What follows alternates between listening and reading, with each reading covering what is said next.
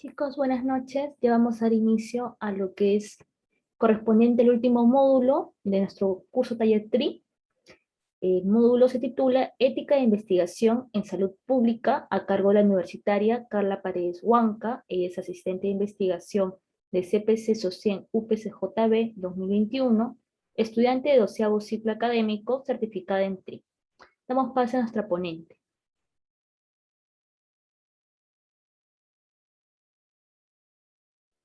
Buenas noches, chicos.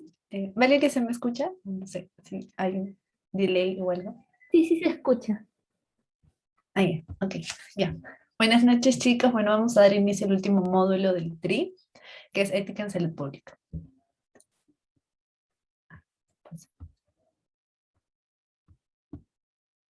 Ya, bueno, los temas a mencionar, vamos a hablar de la introducción de la investigación en salud pública, ética en investigación en salud pública y los elementos de ética en investigación de salud pública en tres partes, lo voy a dividir. ¿Ok? Bueno, ya, entonces empecemos con la introducción a la investigación en salud pública. Bueno, entonces empecemos con qué es salud pública. Si bien no hay un término específico que te diga qué es exactamente salud pública, pero esto es más que nada, o esta rama, más que nada se abarca lo que es la investigación en una población o en una comunidad o en un grupo, más no solamente es a nivel individual, ¿no? Eso hay que diferenciarlo de otros tipos de investigación, ¿no? Que no solamente se encarga de ver la salud de un solo individuo, ¿no? Y bueno, pues básicamente quiere referirse al bienestar tanto físico, mental, social de una población, pues, ¿no? Como les decía, puede ser pues una comunidad, un estado, una provincia, una nación, pero hablamos de un grupo, ¿no? Bueno, entonces nosotros tenemos que hay indicadores para evaluar lo que es la salud pública, como podemos ver la prevalencia de una enfermedad o el porcentaje de ciertos hábitos, no sé, no, de riesgo, por ejemplo, tabaquismo, ¿no? Que es como nosotros evaluamos la salud pública, en porcentajes, en prevalencias, ¿no? Con la finalidad de que a partir de esta información que nosotros hemos obtenido de un grupo o de una comunidad, como les decía, eh, logramos o hagamos que hayan intervenciones, ¿no? Como por ejemplo programas específicamente en el, en el resultado que hemos obtenido en nuestro estudio, ¿no? Para que nosotros hagamos una, digamos, una prevención de enfermedades y la promoción de la salud, ¿no? Específicamente, pues, en lo que hayamos encontrado, ¿no? Eh, bueno, también tenemos determinantes en la salud pública, donde tenemos que evaluar tanto el bien individual y también a nivel, pues, del grupo, comunidad que les estaba mencionando. Cabe recalcar que siempre lo menciono porque es lo que más prevalece en la salud pública. Evaluar que tenga una vivienda adecuada, el aire, aguas limpias, la educación, el empleo, los servicios de salud, el acceso que ellos tienen, ¿no?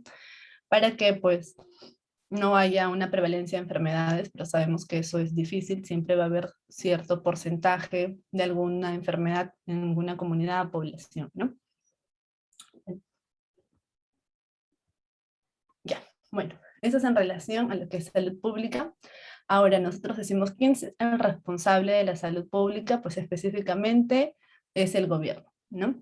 Tenemos en la parte a nivel local, provincial o estatal, o incluso internacional, como la OMS, o la Organización de Naciones Unidas, específicamente para lo que es el VIH-Sida, ¿no? Entre otras, ¿no?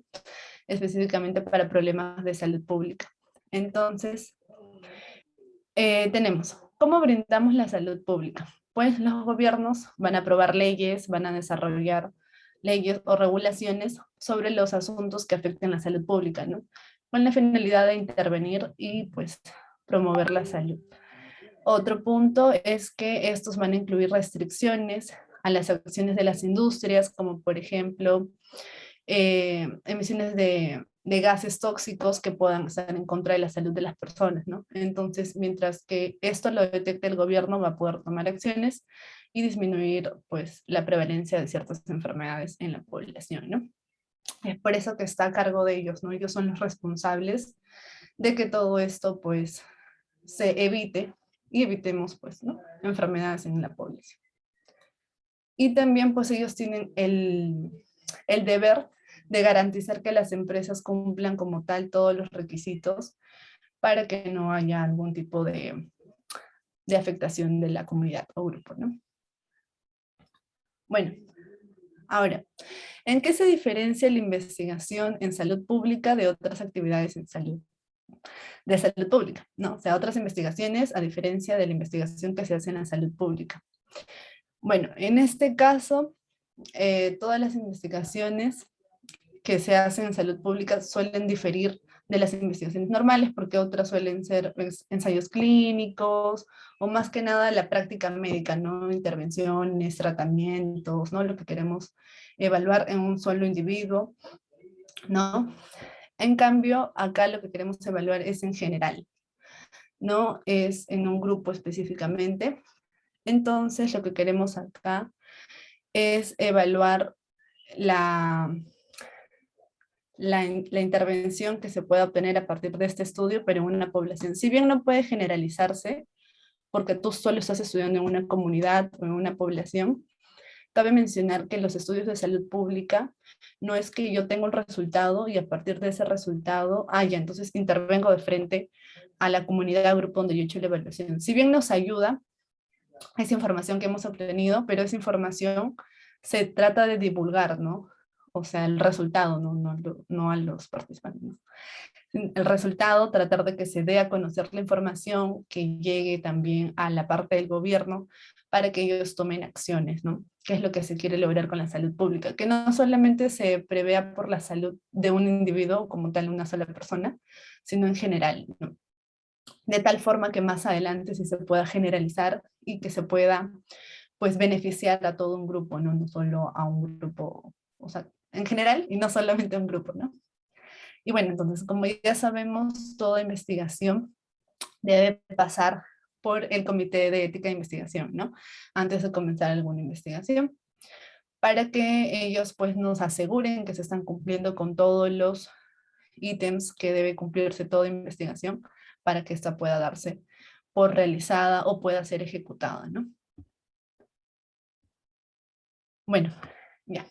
¿Cuáles son los aspectos de la investigación en salud pública? Pues su enfoque principal son las poblaciones humanas, o sea, en realidad un grupo o comunidad, ¿no?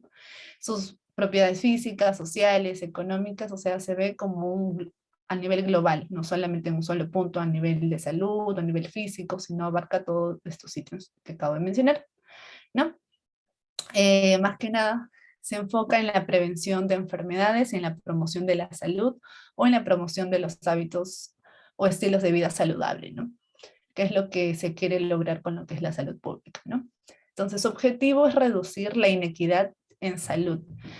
Entonces, ¿cómo se hace esto? Trabajando en sus condiciones de vida, cambiando los estilos de vida, priorizando cuáles son las necesidades de las poblaciones que realmente pues tienen un problema, a diferencia de una población que esté sana, pues se tiene que priorizar a aquellas que tienen la necesidad de atención para que así pues se pueda realizar la intervención adecuada, ¿no? Haciendo que haya menos inequidad en la salud, tanto para personas sanas como para las personas que realmente lo necesitan, ¿no? Y bueno, también emplea diversas metodologías como investigaciones cualitativas o cuantitativas, entre otras, ¿no? Pero usualmente las que más se realizan son las cualitativas, ¿no? Evaluando qué tipo de patologías o qué están, o cuál es el problema prevalente en esa población que se está estudiando, ¿no? Bueno, ya, entonces empecemos con el punto 1 de ética de la investigación en salud. Bueno, ¿en qué se diferencia la ética de la salud pública del cuidado de la salud individual? Como si bien les decía, no es que solamente lo vas a ver a una persona como individuo, ¿no? Sino tienes que verlo como población en general. De tal forma que no solamente digas, ya voy a beneficiar al individuo, pero a la población no. Entonces tú tienes que verlo, no es que haya una diferencia como tal, sino que ambas se van a unir o van a estar de la mano, de tal forma que vas a cubrir no solo a una población individual, o a un individuo, sino tanto al individuo como a una población o comunidad. O sea, son ambos de la mano. ¿ya? Entonces, eso está a partir de valores y principios, ¿no? Que ya conocemos los principios. Y bueno, entonces básicamente pues los valores vienen a ser los conceptos que tienen que tener nosotros, o que tenemos que tener nosotros como importante, que viene a ser la libertad, que es la capacidad de decisión que ellos tengan, la honestidad, que tengan una buena salud. Y los principios son básicamente los principios éticos que nosotros ya conocemos, ¿no? De tal forma que nosotros implementemos estos valores, pues, ¿no? Entonces acá vamos a ver los ítems que ya conocemos nosotros, que es la libertad, que es más conocido como la autonomía, ¿no? O también el principio ético de autonomía, que esto básicamente lo medimos con lo que es el consentimiento informado, ¿no? Es la capacidad que va a tener el propio individuo o la población, ¿no? De aceptar participar de tu estudio. No tenemos que darle la oportunidad de que esa persona te decida si sí o no participar, va a participar de la investigación, ¿no? Eso es lo que tenemos que recalcar, ¿no? Luego, la privacidad es otro valor que es importante. En la parte de privacidad, pues evaluamos la confidencialidad, ¿no? Que no va a haber una divulgación de sus datos, de su información, ¿no? Porque ahí ya estaríamos haciendo una falta, ¿no? Entonces, tenemos que resguardar toda su información de tal forma que no se vea expuesto, ¿no? Por ejemplo, aquella población que tenga algún problema de salud específico que pueda estigmatizarse, ¿no? Como por ejemplo, aquellos que tengan alguna enfermedad de transmisión sexual o sufren de VIH, entonces que se exponga esa información puede hacer que se extremice o se discrimine a ellos por tener esas enfermedades, ¿no? Entonces tenemos que tener en cuenta como un conjunto, ¿no? Al participante evaluar todos los ítems cuando nosotros queramos divulgar los resultados, ¿no? Teniendo en cuenta la confidencialidad de los datos del participante. Y bueno, el tercer ítem, que es la justicia o la equidad, que tenemos que ser justos con todos, tenemos que considerar siempre el bienestar del paciente antes que nada. Entonces, tiene que prevalecer sus derechos, sus derechos, sus beneficios para él, ¿no? Que no haya ningún daño hacia él. Entonces, este es el ítem que más va a prevalecer en la salud pública, ¿no? Que se va a dar de forma equitativa, ¿no? Para todos tienen la misma capacidad, ¿no?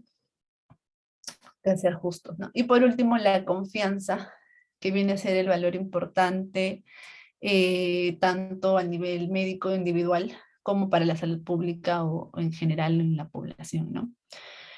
Ya.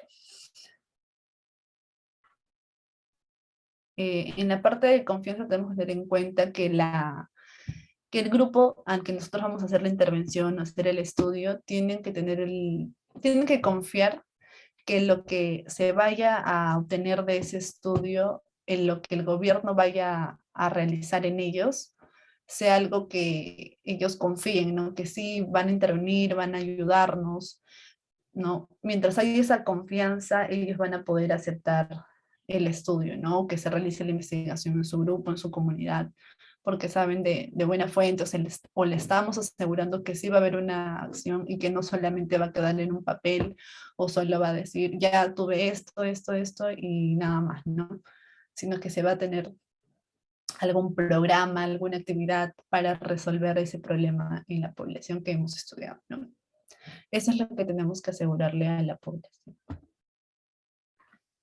Y ya, bueno, por ejemplo, Childress y colaboradores proponen unos criterios para abordar los conflictos entre los derechos individuales y los objetivos de la salud pública, que estos vienen a ser la eficacia, minimizar la infracción, la justificación pública, ¿no? De por qué lo estamos realizando en ellos, qué es lo que queremos obtener al final, ¿no? Entonces, ¿cuál sería nuestro objetivo de realizar nuestra investigación en salud pública? Es de justificar cuáles serían las restricciones a la libertad individual, que es decir, por ejemplo, pues, en que no se necesita el consentimiento informado, van a haber ciertos casos en que no vamos a necesitar el consentimiento informado y más que nada va a ser en situaciones de emergencia, ¿no? Como por ejemplo en desastres, e incluso podrían considerarse las epidemias, donde la infraestructura de la salud pública como tal se ve afectada. Entonces, lo que tú quieres hacer es tratar de beneficiar, de dar algún tipo de respuesta. Entonces, ahí es donde podría justificarse esta restricción a la libertad que ellos puedan darte el consentimiento, ¿no? O sea, van a haber ciertos casos, o sea, no son en todos, que les voy a mencionar más adelante, para que nosotros lo tengamos en cuenta. Pero hay que mencionarlo, ¿no? Bueno, no me deja ver esto. Ya. ¿En qué se diferencia la ética de la investigación en salud pública de otras en la investigación en salud? Bueno, pues les voy a mencionar que específicamente no hay un ítem, no hay una, por decirlo así, como, ¿cómo le puedo decir? Como un espacio específico en la parte ética de investigación en general o en salud, donde nos hable específicamente de ética en investigación en salud pública. Ya si bien nosotros conocemos la declaración de Helsinki, a pesar que ha hecho su última actualización, si no me equivoco, en 2013, no ha abarcado algo específico, si bien se quiere hablar, pero no ha hablado en general algo, o en general un específico de salud pública, pues no.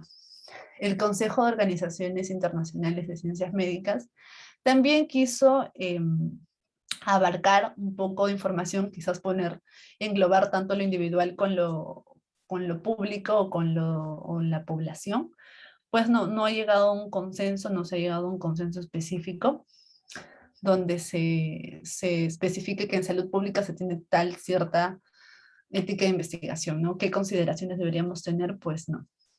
Hasta ahora no tenemos, entonces podríamos decir que no hay alguna organización ética que nos diga que sí vamos a tener tales ítems tenemos que cumplir para la investigación en salud pública, ¿no? Igual directrices sobre buenas prácticas clínicas, bueno, en este caso solamente se refieren a ensayos clínicos, no hay un ítem específico en investigación en salud pública, ¿no? Eso es lo que podríamos diferenciar de la investigación en salud en general, ¿no? No tenemos algo que nos asegure qué es lo que debemos seguir para realizar una investigación en salud pública, ¿no?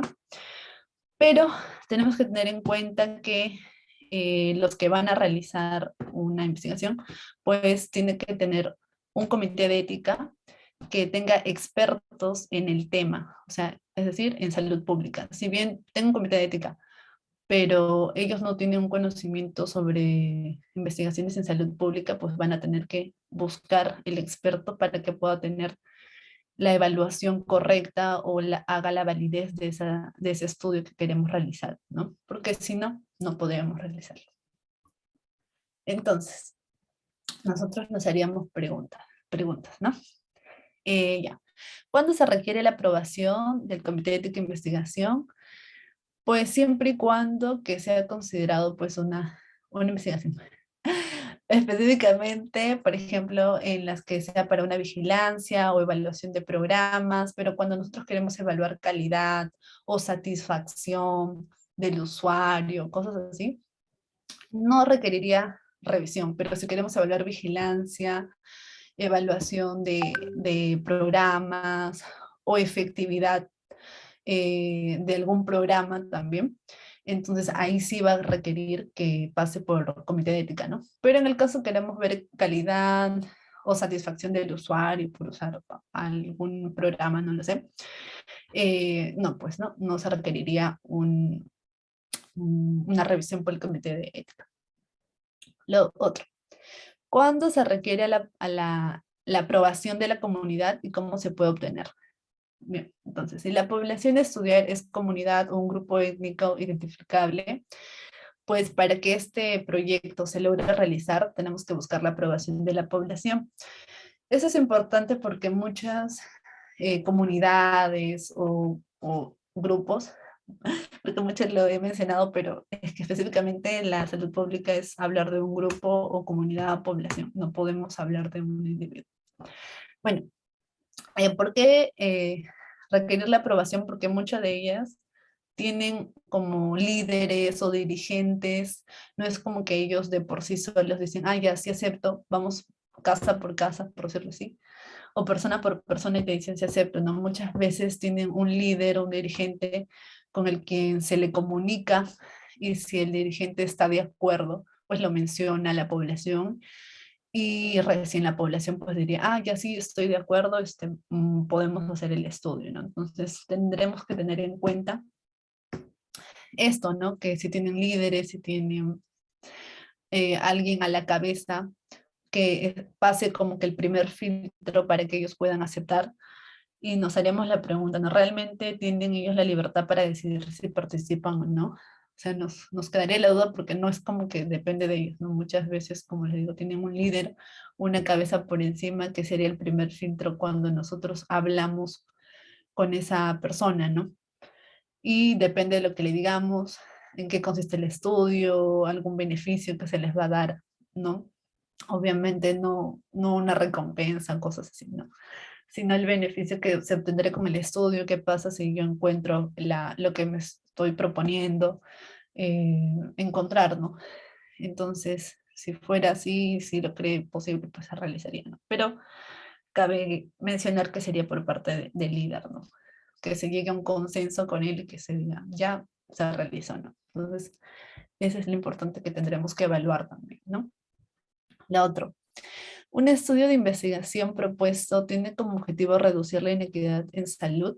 Entonces, los investigadores en salud pública sí o sí tienen el deber de participar en estudios que tengan en común que los resultados que se vayan a obtener pues logren ser una mejora en la salud de la población a la que nosotros estamos estudiando, ¿no? Como ya lo vengo mencionando, lo que quiere hacer la salud pública es mejorar la salud, reduciendo la inequidad de salud, valga la redundancia, que hay en la población o en esa comunidad, ¿no? Entonces, toda investigación que nosotros hagamos, investigación de salud pública, pues queremos reducir esta inequidad, ¿no? Queremos dar la mejor intervención en ellos, ¿no? Para reducir las enfermedades o aquellos factores de riesgo que se puedan asociar como potenciales desencadenantes de enfermedades, ¿no? Entonces, tener en cuenta esto también.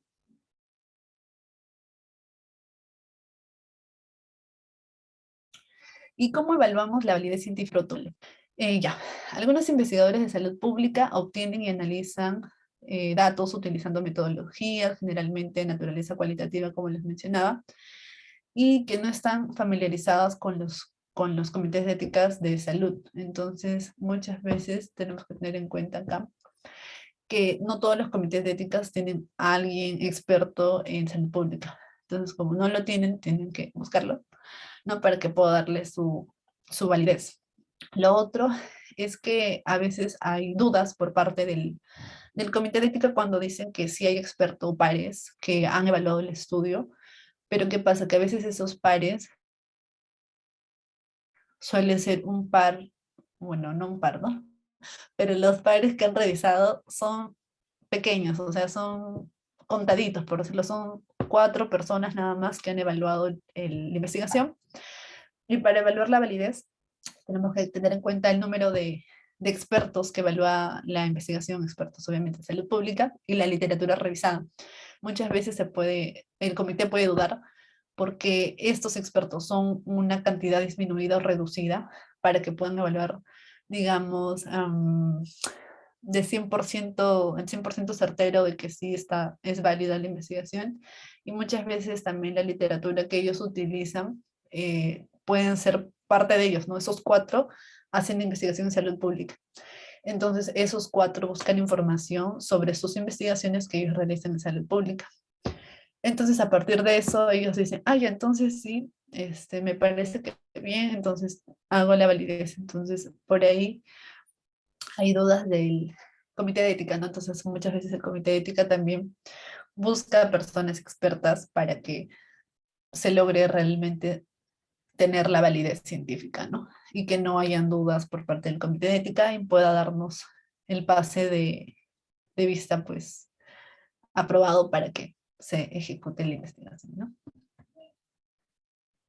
Bueno, bueno, la primera parte de elementos de la ética en investigación. Parte 1. A ver. Ya.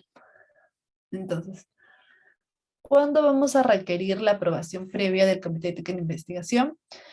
Pues cuando tengamos que tener uno de estos aspectos. Bueno, específicamente cuando menciono estos aspectos es que no va a requerir específicamente una evaluación previa. Por ejemplo, el mandato legal, ¿no? Si ya hay una ley que protege pues a la población que se está estudiando, entonces no vamos a requerir específicamente la evaluación del Comité de Ética de Investigación, ya que hay muchos países que tienen pues sus leyes donde pueden analizar pues los datos que se obtienen por parte de las investigaciones en salud. Ah, ¿alguien prendió su micro? Ya. Bueno, entonces, muchas veces estos países, pues como les decía, que tienen leyes, no, la información que ellos tienen, si se divulga esa información, pues no hay forma de identificar a los individuos a los cuales se está realizando la investigación, ¿no? Entonces, eso es como el respaldo que nos dice, ah, ya no necesitaría el- la evaluación del comité de ética, ¿no? Porque ya hay un respaldo, pues ya hay una ley donde me dice que donde están estos datos, no hay forma de que se me identifiquen los individuos que yo estoy estudiando, ¿no? O que yo estoy evaluando. Entonces ahí vamos a decir que no va a requerir la evaluación, pues, ¿no? Por parte del comité de ética. Lo otro, el estudio utilizará datos disponibles públicamente. Entonces, gran parte de los datos de salud pública están incluidos en informes estadísticos oficiales. Nosotros ya sabemos, pues no lo podemos encontrar en internet, en boletines epidemiológicos, en estadísticas, ¿no? Que usualmente nosotros lo podemos encontrar, ¿no? Entonces, en esos casos, pues tampoco, ¿no? Aquellos datos que nosotros vamos a publicar solamente para determinar el porcentaje, la cantidad de personas que tienen cierta enfermedad, ciertos factores de riesgo, ¿no? No vamos a necesitar el consentimiento o la evaluación del comité de ética, ¿no? Luego, ¿quiénes son los participantes o sujetos, no? Una condición general para la aprobación del comité de ética es que sea una investigación en participantes, pues que sean humanos, ¿no? Y bueno, los que estén incluidos sus datos personales, pero que pues obviamente nos diga que no hay forma de que esto se puedan divulgar, ¿no? O que se pueda exponer al participante de alguna información que se haya mencionado y que no debería, divulgarse, pues, ¿no? O exponerse. Ya. ¿Cómo pueden estar seguros de la validez científica de los protocolos que revisan? Esto ya era algo que les estaba mencionando. Bueno, si el proyecto propuesto ha recibido financiación basada en los resultados de un riguroso proceso de revisión por pares, eh, el Comité de Ética e Investigación puede simplemente ocuparse solamente de los aspectos éticos del protocolo. Pero si no ha habido una revisión científica ética, es decir, por pares o una buena revisión, el Comité de Ética e Investigación tiene que realizar su propia revisión, ¿no? Como les decía, cuando hay dudas, cuando no hay algo certero, entonces tú... ¿Alguien puede apagar su micro? Me desconcentro un poquito.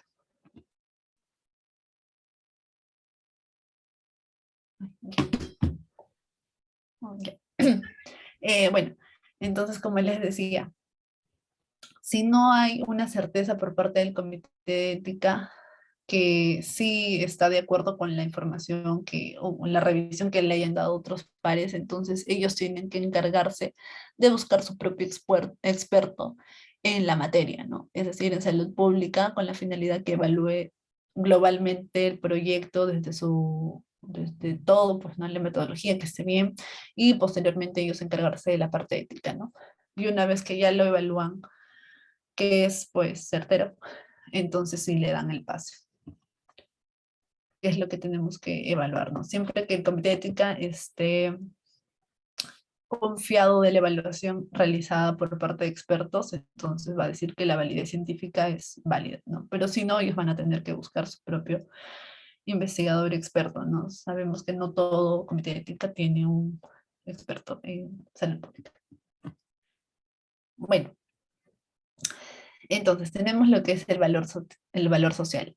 Determinar el valor social de un proyecto requiere prestar atención a que toda población se beneficiará de la investigación. Era lo que les decía, ¿no? Que al final de la investigación se logre un beneficio o retribuir lo que hayamos encontrado, ¿no? Una acción, un programa, una intervención en ellos, ¿no? No que solo quede escrito, que ya eso encontré y fin, ¿no? Sino que si bien estamos contribuyendo con nuevo conocimiento, nueva información, hacia la salud pública, ¿no? Es el papel que debe cumplir el gobierno de realizar, pues, o tomar acciones, ¿no? Con la finalidad, pues, ¿no? De disminuir las inequidades en salud que todavía siguen prevalentes. Bueno, tanto los investigadores como el Comité de Ética e Investigación deben considerar si un proyecto exitoso beneficiará a la localidad donde se lleva a cabo la investigación o solo a otros lugares, ¿no? Entonces tenemos que evaluar si realmente la intervención que quisiéramos realizar beneficiaría o no a la localidad o el lugar donde nosotros hemos hecho el estudio, a la comunidad, o si solamente a otros, ¿no? Entonces, lo que les decía, prevalecer bastante a quienes estamos estudiando, ¿no? Porque no lo podemos generalizar o globalizar, ¿no? Porque solamente en un grupo, en ellos es donde tú tendrías que evaluar cómo podrías accionar en ellos, ¿no? O sea, no es como que generalizamos, encontré esto en tal lugar, entonces todo el mundo tiene eso, no. Entonces es en ellos donde debes actuar, ¿no? Y bueno, al evaluar el valor social de un proyecto de investigación de salud pública, el Comité de Ética debe considerar si el proyecto reforzará o no las inequidades existentes, ¿no? Entonces es lo que también menciono bastante en la parte de salud pública, lo que ellos quieren es reducir esas inequidades de salud, aumentando pues la equidad, que sea lo más equitativo para todos y que no haya problemas de salud, ¿no? Entonces, mientras que se evalúe ese valor social en el proyecto de investigación que se esté realizando a nivel de salud pública, pues entonces estaremos diciendo que sí, que realmente hay un valor social, ¿no? Si bien puede ser un poco difícil de medir, pues tenemos que tratar de evaluar si realmente el resultado que vamos a tener de la investigación va a llegar a tener algún efecto o beneficio en la población que queremos estudiar o que vamos a obtener el resultado, ¿no? Porque eso es lo que queremos, ¿no? Tener una acción en ellos. Y bueno, luego tenemos la participación pública y comunitaria. Bueno, hay una directriz por parte del Comité de Organización de Ciencias Éticas, de Ciencias Médicas, en el 2016, pues, ¿qué es lo que nos dice? Que los investigadores, patrocinadores, autoridades de salud e instituciones deben involucrar a los participantes y comunidades potenciales en un proceso participativo significativo que lo involucre de manera temprana y sostenida tanto en el diseño, desarrollo, implementación y diseño del proceso del consentimiento informado y el seguimiento de la investigación. Y por último, pues en la difusión de sus resultados, ¿no? Sabemos que toda investigación debe, pues, difundirse su resultado, no puede ser tanto negativo o positivo, se debe divulgar porque de tal forma que alguien pueda tomar acciones a partir de esa información, ¿no? Entonces nosotros tenemos pues en cuenta el consentimiento informado, ¿no? Que ya les había mencionado.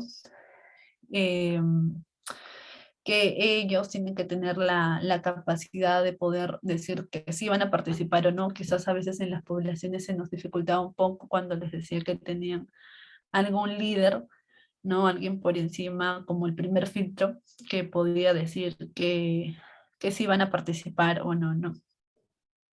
Entonces, tenemos también las razones éticas, que tenemos que tener el respeto hacia los participantes y el derecho, pues, ¿no? Que ellos puedan tomar la decisión. Y por último, tenemos, bueno, por último, en la participación pública y comunitaria, las razones prácticas, que vendría a ser la confianza que ellos tengan hacia la persona que está realizando el estudio, ¿no? Si se gana la confianza de la comunidad y saben ellos que el proyecto que se quiere realizar va a cumplir sus objetivos, que es lo que el proyecto haya tenido planeado, y que a partir de eso ellos van a recibir alguna intervención, no se les va a beneficiar en la parte de la salud, ¿no? Porque es lo que queremos encontrar. Entonces ellos puedan tener esa confianza y decir que sí, ¿no? Que sí van a aceptar, porque vemos no solo razones éticas, sino las razones prácticas, que en la parte práctica nosotros lo mencionamos como la confianza que nosotros debemos ganarnos de la comunidad, explicándoles qué es lo que vamos a querer obtener, cuál es el objetivo de nuestra investigación, para al final pues ellos realmente se sientan confiados de que la investigación que vamos a hacer es buena o que les va a beneficiar y que no es solamente un estudio que sería para la conveniencia de la ciencia, ¿no? Sino para ellos también, ¿no? Porque como les menciono, lo que debe prevalecer siempre, siempre es más los participantes de la investigación que lo que nosotros queramos obtener como ciencia, ¿no? Siempre tratar de disminuir el más mínimo daño que se podría ocasionar en ellos, ¿no? Bueno, ya. Los elementos de la ética de la investigación, parte 2. Bueno, entonces, el equilibrio entre los derechos de las personas y las necesidades del público. Entonces, nosotros para tener este equilibrio tenemos dos declaraciones donde nos dejen claro, por ejemplo, en la Declaración de Helsinki, que establece que si bien el objetivo principal de la investigación médica es generar nuevos conocimientos, ese objetivo nunca puede tener prioridad sobre los derechos e intereses de los sujetos de investigación individuales, ¿no? Es lo que les decía, no, o sea, nunca, porque sí, deberíamos decir nunca, nuestra investigación debe estar primero antes que los derechos e intereses de los participantes que están participando en la investigación, ¿no? Entonces, no podríamos permitirnos ningún estudio que prevalezca pues más la ciencia que la población, ¿no? O que el individuo como tal. Y, por ejemplo, UNESCO también, en la Declaración Universal sobre Bioética y Derechos Humanos, nos menciona que los intereses y el bienestar del individuo debe tener prioridad sobre el interés exclusivo de la ciencia o la sociedad, que era lo que les venía recalcando, ¿no? Entonces, llevarnos de acá, de que siempre es primero los participantes a nivel individual, a nivel de población, todo o comunidad, que deben beneficiarse ellos o tener en cuenta sus derechos antes que hacerle algún tipo de daño, ¿no? Entonces, hay dos áreas principales de conflicto entre las personas y el público, que viene a ser el consentimiento y la confidencialidad, y el otro punto sería la autorización, ¿no?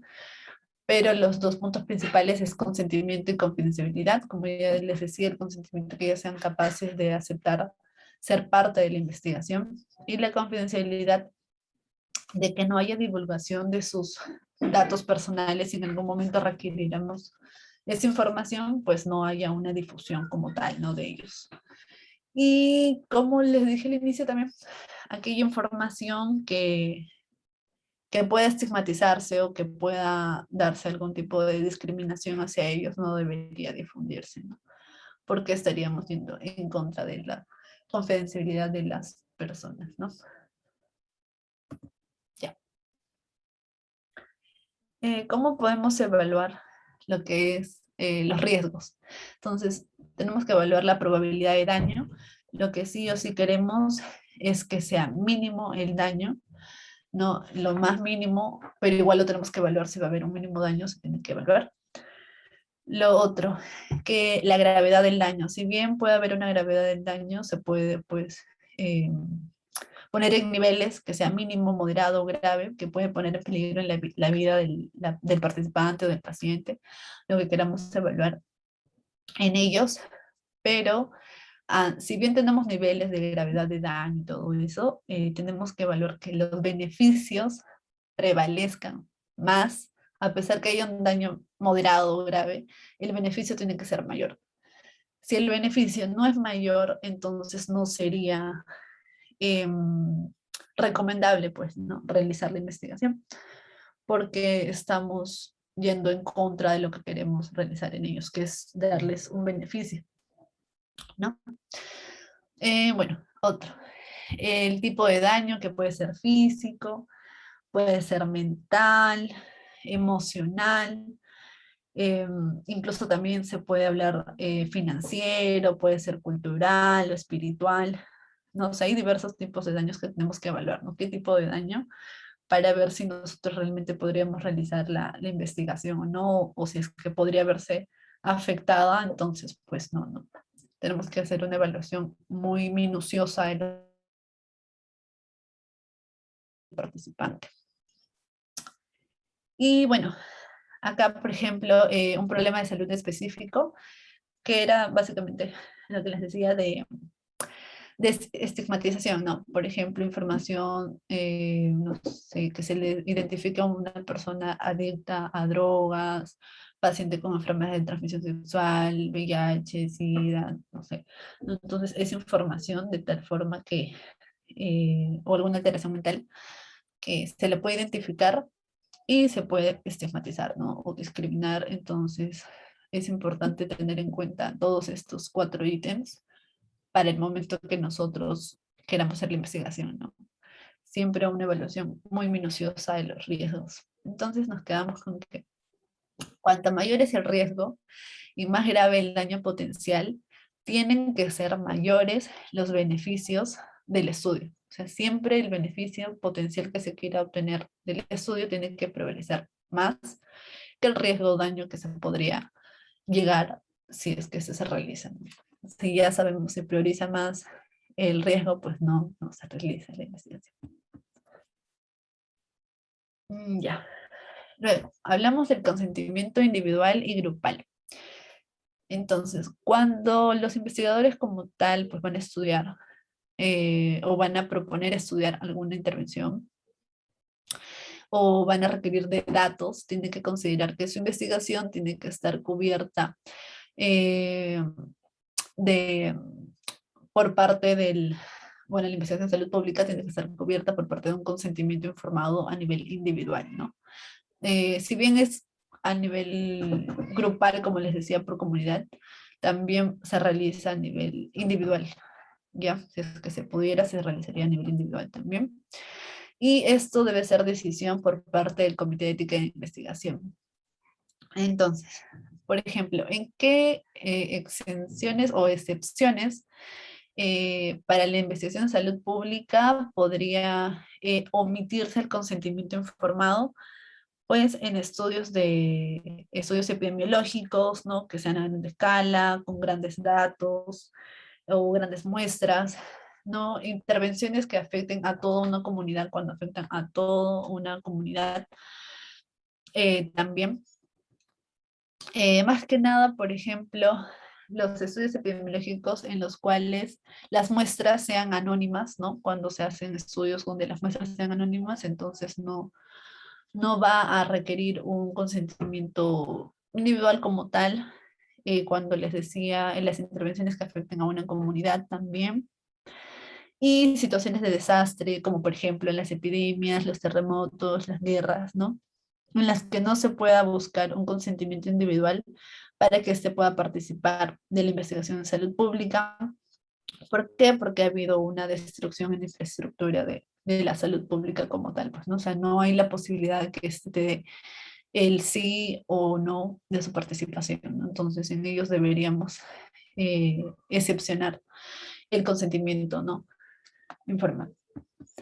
Y bueno, acá tenemos ejemplos de en quienes o bueno, en qué tipo de estudios sí o sí vamos a requerir el consentimiento individual, como es las intervenciones físicas, como recolección de muestras de sangre o tejidos o vacunas.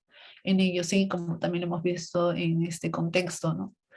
Requieren de un consentimiento informado para realizar ese tipo de estudios, eh, entrevistas con individuos o discusiones de grupos focales, por ejemplo, en los que se quiere buscar información sobre abuso infantil o conyugal o uso de drogas ilegales.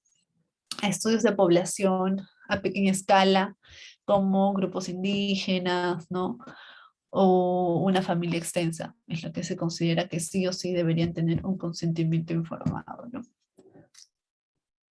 Ya. Luego tenemos lo que es la confidencialidad. Tanto la necesidad de mantener la confidencialidad como los desafíos para hacerlo son tan importantes en la investigación de salud pública. No tenemos que evaluar que no sea difundida la información, bueno, los datos personales, ¿no? Porque, como les decía, hay algunos países que tienen leyes donde hay información de salud, por ejemplo, no sé, algunos tienen historias clínicas, registros, donde los datos que ellos tienen guardado lo pueden difundir porque hay una ley donde ellos te dicen, tus datos están guardados, tienen tal, tal, tal, tengo todos tus datos, pero no hay forma de que identifique quién es el participante o el individuo, la persona, ¿no? Entonces, cuando no hay una, una fuente donde puedan ser identificados, entonces, pues, está guardando con la confidencialidad de la participación del paciente, ¿no? O del participante. Bueno, eh, por ejemplo, como les decía, ¿no? Muchos estudios solamente tienen datos que ya han sido despojados de identificadores, ¿no? O sea, que no hay forma de que se identifique que Pepito Pérez tiene tal patología, tiene tal factor de riesgo o tiene tal antecedente, ¿no? O sea, no hay forma de identificarse, ¿no? En general, usualmente, en los estudios de salud pública no hay información que se pueda identificar a los participantes, ¿no? Más que nada para los estudios cualitativos, ¿no? Y bueno, en el caso de que fuera necesario, o sea, si fuera necesario saber la información o queremos identificar específicamente a la comunidad donde estamos haciendo la investigación o al grupo de participantes, se debe tener cuidado de que que no se estigmatice pues el grupo, ¿no? Especialmente si está sujeto a discriminación, creo que ya se los he mencionado antes, entonces no voy a redundar tanto, pero sí recordarles eso, ¿no? Que no sea estigmatizado. En el caso que sí necesite tener la información, pues ya se tomará en cuenta, pero tener en cuenta esto, ¿no? Que no sea una información que tienda a discriminarse al participante, ¿no? O a la persona como tal. Eh, ya, luego, hablemos de investigación en situaciones de emergencia.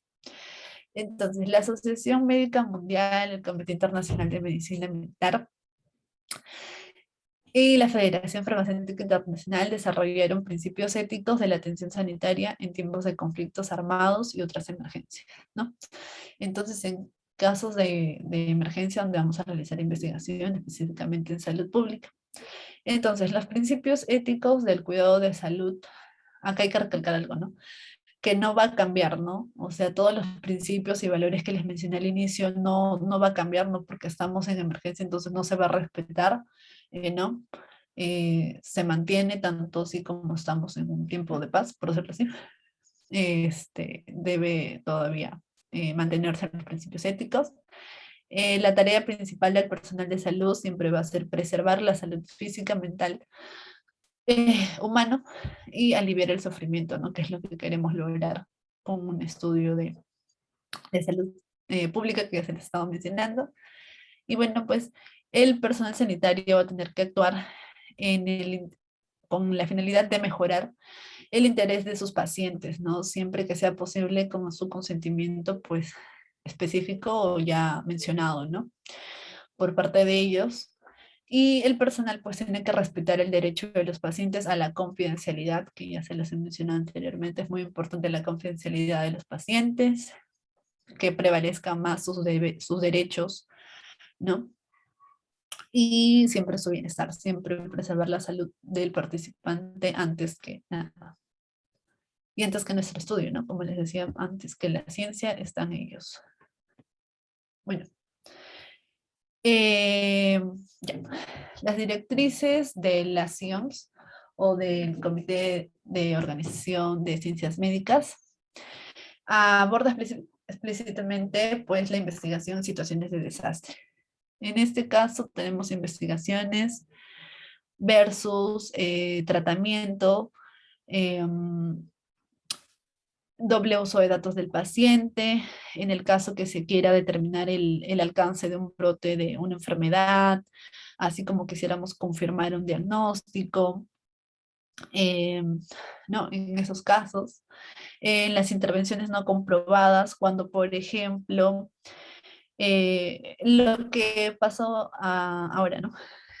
Cuando hay un nuevo agente, un virus, una bacteria, algo nuevo en donde no exista un tratamiento conocido que pueda provocar un brote, una enfermedad, de enfermedad, pues, ¿no? Por este agente o una epidemia, una pandemia, lo que vamos a querer nosotros es buscar desarrollar un tratamiento eficaz porque obviamente es algo nuevo que nosotros no sabemos si cualquier tratamiento le va a dar efecto, pues no, porque es algo que nosotros no conocemos, es nuevo, recién apareció. Entonces, en esos casos se puede realizar investigación, ¿no? Esta sería una situación, que es lo que hemos visto también en el contexto de la pandemia, que se estuvo realizando varios estudios para llegar a buscar el tratamiento eficaz y bueno, dentro de ellos también tenemos a lo que son las medidas preventivas, siendo la principal la vacuna, que es lo que se ha estado realizando, ¿no? Que lo hemos estado viendo hasta que al final hemos tenido pues, vacunas de cierta efectividad y algunas con mayor efectividad y otras con menos, pero que igual ha sido útil estos estudios, ¿no? Que se han tenido que realizar durante la emergencia. Bueno, lo otro es la interrupción de la investigación en curso.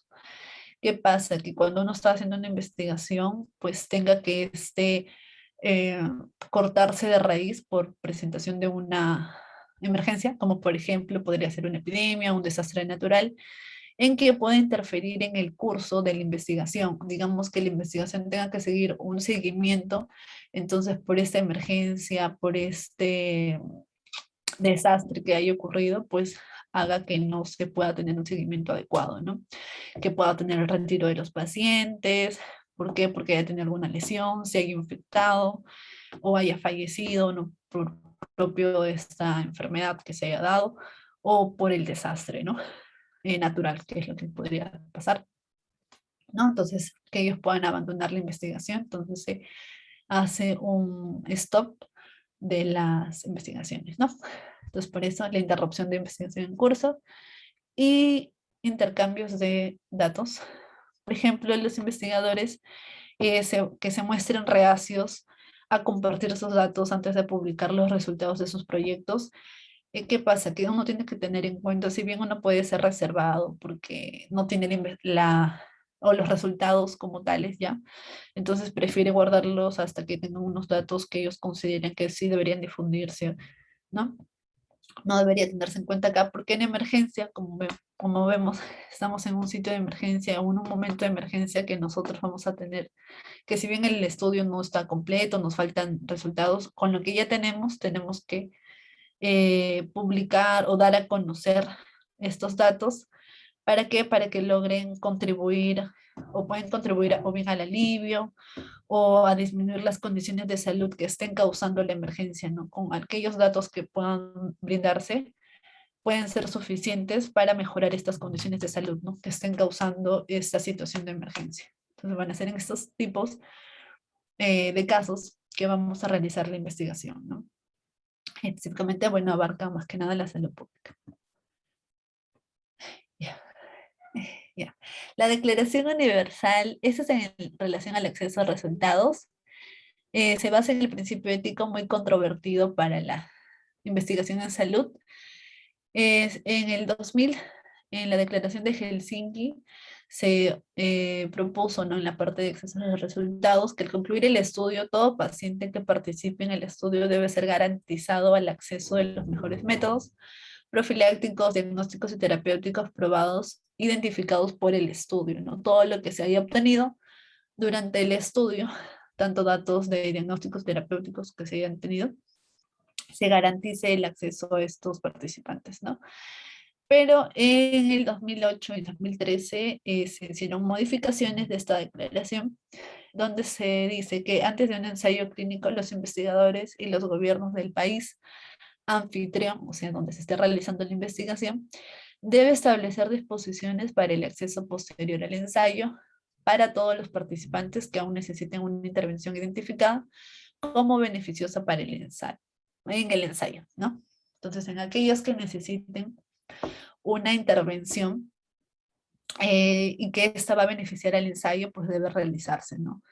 Siempre y cuando tenga que ser, pues, beneficiosa, ¿no? Bueno, para el ensayo y para ellos, ¿no? Siempre les menciono que debe prevalecer la salud o el bienestar del participante. Ya, el acceso a resultados. Entonces, por ejemplo, como vimos durante la pandemia, ¿no? Durante y después del brote del SARS, hubieron varias organizaciones que deliberaron sobre quiénes deberían recibir tratamientos experimentales, o bien terapéuticos o preventivos, cuando los suministros son bien limitados, ¿no? Todos esos datos que se obtuvieron a partir de estudios pues experimentales, ¿no? Porque como les decía, no había algo específico, cuál será el tratamiento eficaz, porque no conocemos el agente, no es algo nuevo, algo que recién aparece, entonces lo que nosotros es buscar y estar en constante estudio de cuál sería el fármaco especializado para el, el tratamiento, ¿no? Entonces, te recomiendo se recomendó en un grupo de trabajo de la OMS sobre la vacunación en emergencias humanitarias.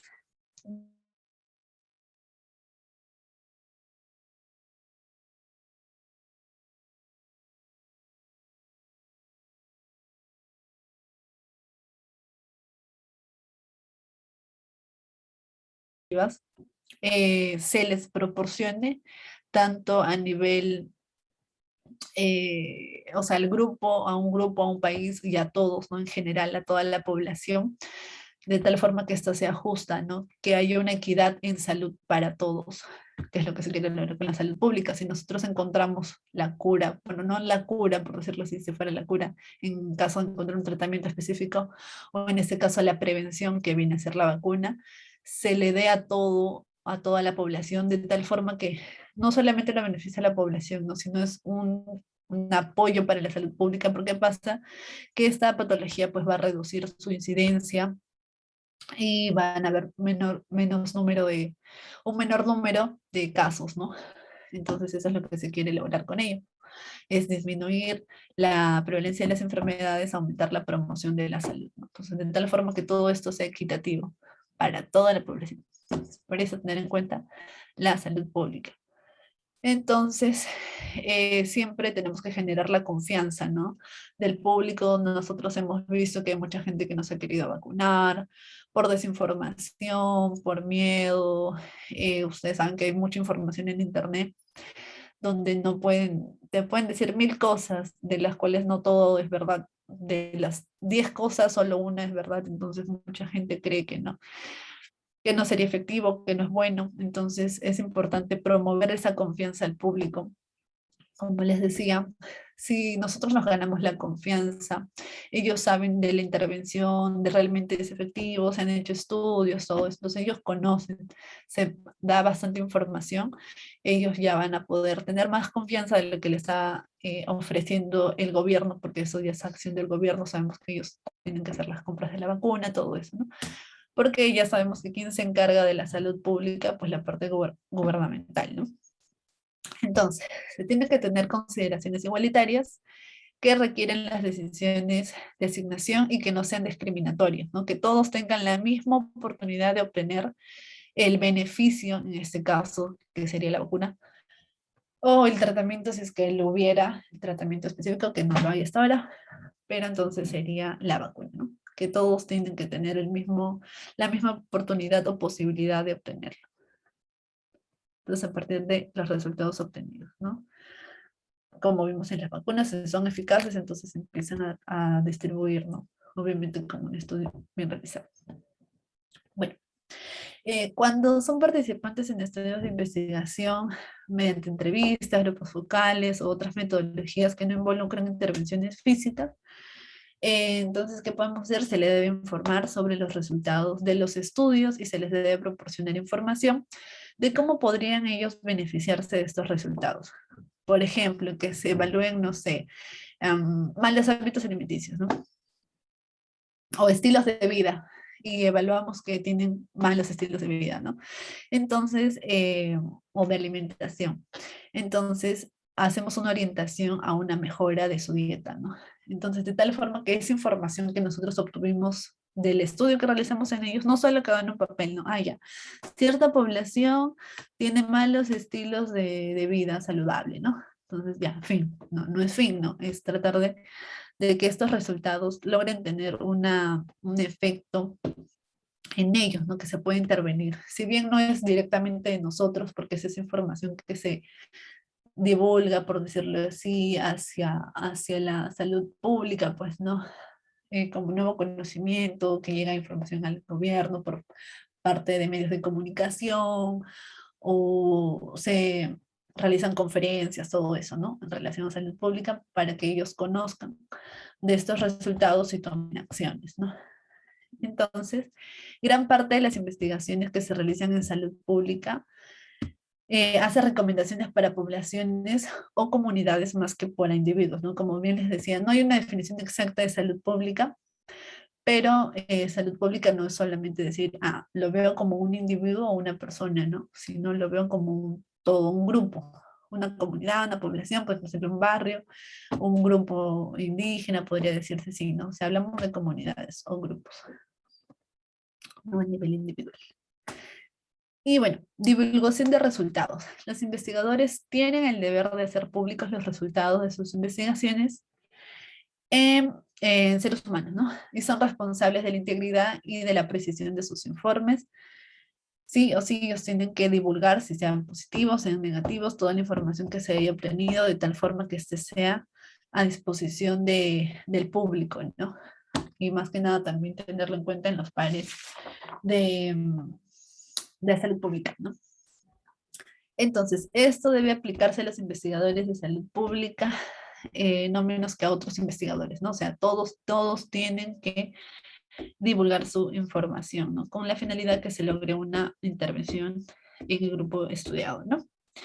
Entonces, los investigadores tienen que utilizar otros, obviamente de salud pública, otros métodos o medios de comunicación, como podría ser presentación en conferencias, circulación de informes a los colegas de los datos que ellos han obtenido, bueno, resultados que ellos han obtenido, agencias de salud pública, las conferencias de prensa, como les decía, incluso podría tenerse en cuenta las redes sociales, si se menciona, pero pues básicamente eso, ¿no? Tratar de que se dé a conocer los resultados obtenidos, ¿no?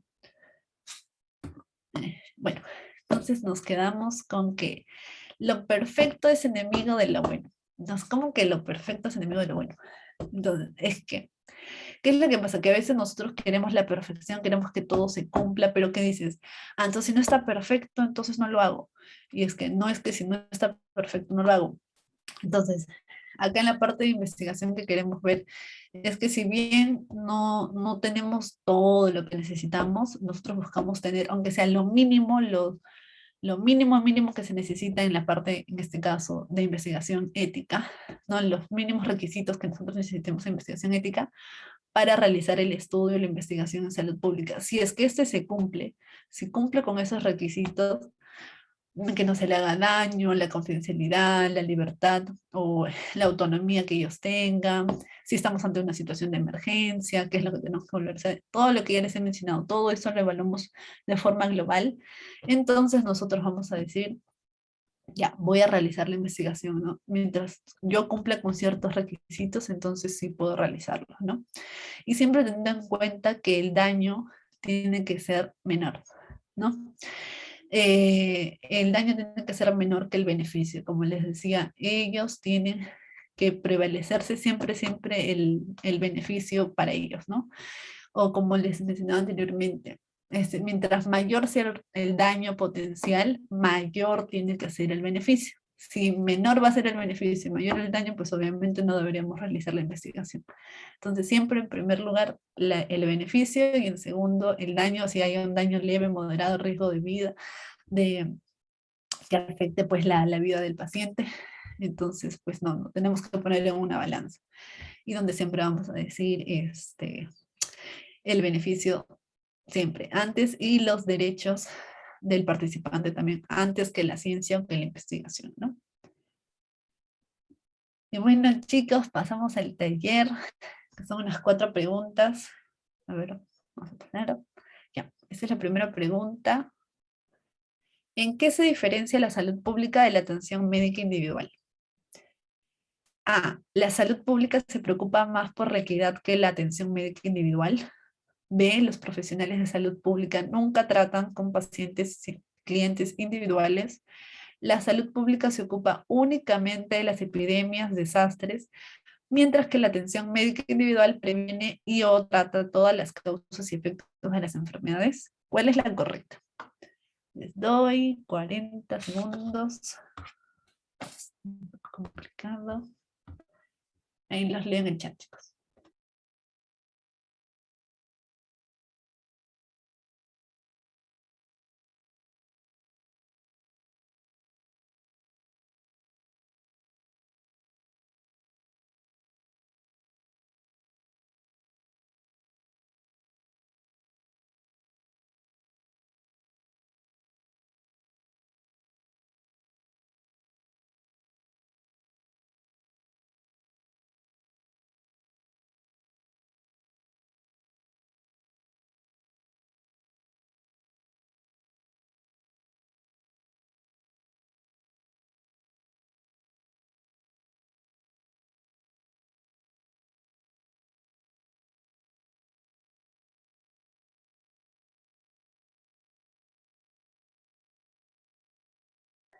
A ver, chicos, los leo, los leo.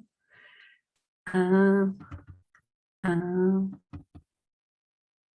Y ya. Ya. Veamos la correcta. Ya, muy bien. Ajá, la A. La salud pública se preocupa más por la equidad que la atención médica individual. Es lo que les decía, ¿no? Siempre la salud pública va a prevalecer más la equidad en general de una población, de una comunidad, que al nivel individual, ¿no? Así que muy bien, chicos, están atentos. A ver la segunda pregunta. ¿Cuál de las siguientes actividades de salud pública es investigación? O sea, es considerada investigación. Epidemiología, garantía de calidad o rastreo de contactos con VIH. A ver, les doy 40 segundos.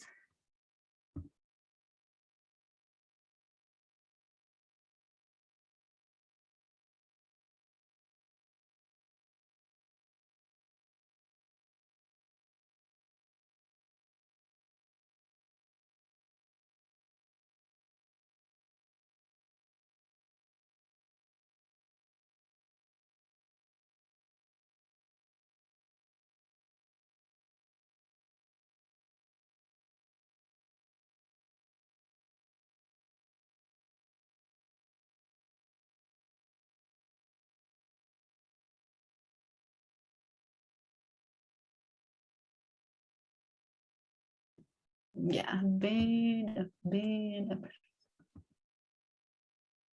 ¿Cuál es? La C, la A ver, más. A ver, algo más. Espera una respuesta más.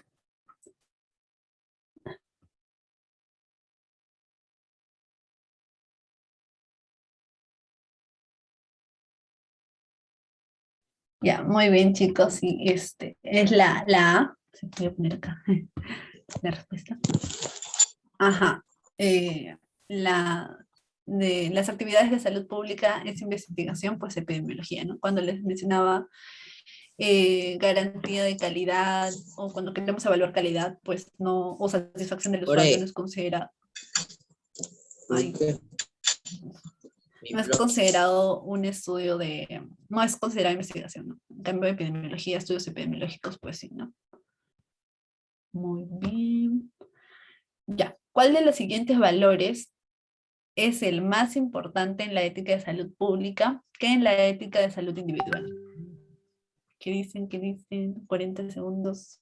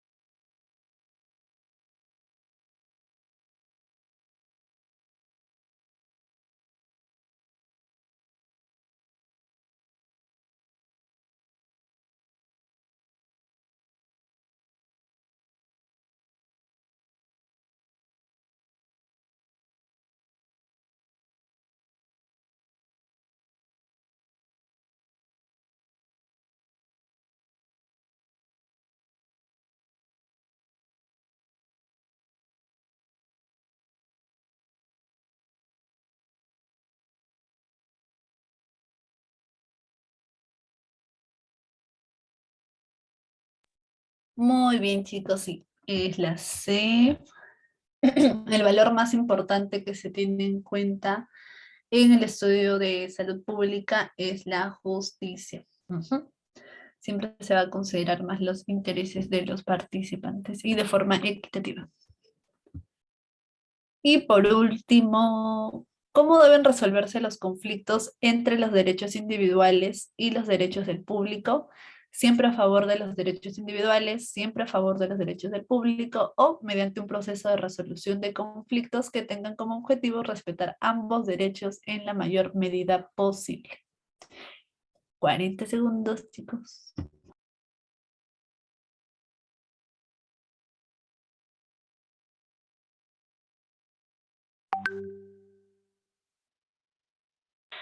Muy bien, chicos. Ay, a ver. Ajá, no va a prevalecer ni los daños individuales, ni los derechos individuales, ni los derechos del público. Siempre van a tener que ser ambos, ¿no? O sea, beneficiar a ambos, hacer una balanza, de tal forma que lleguemos pues a un punto medio que se respete tanto a los derechos de la persona individual como del público, ¿no? Y muy bien, chicos. Bueno, eso sería todo. No se olviden seguirnos en nuestras redes sociales, en Instagram como CPC Socio PCJB y en YouTube Comité Permanente Científico Socio PCJB. Eso sería todo. Gracias, chicos. Buenas noches. Gracias, Carla, por la ponencia. Ha sido muy extensa porque es un tema de salud pública que abarca muchos puntos de vista que hay que revisar. Chicos, en un momento voy a pasar lo que es el pase de lista final. Si tienen algún tipo de pregunta a nuestra ponente, pueden ir escribiéndolo en el chat o pueden abrir sus micros y comentarlo.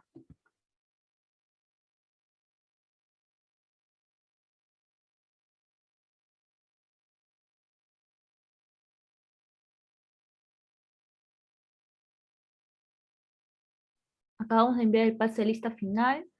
Recuerden escribir correctamente sus datos, todo ello va a ir para su certificado. Con eso ya concluimos lo que es nuestro taller del día de hoy.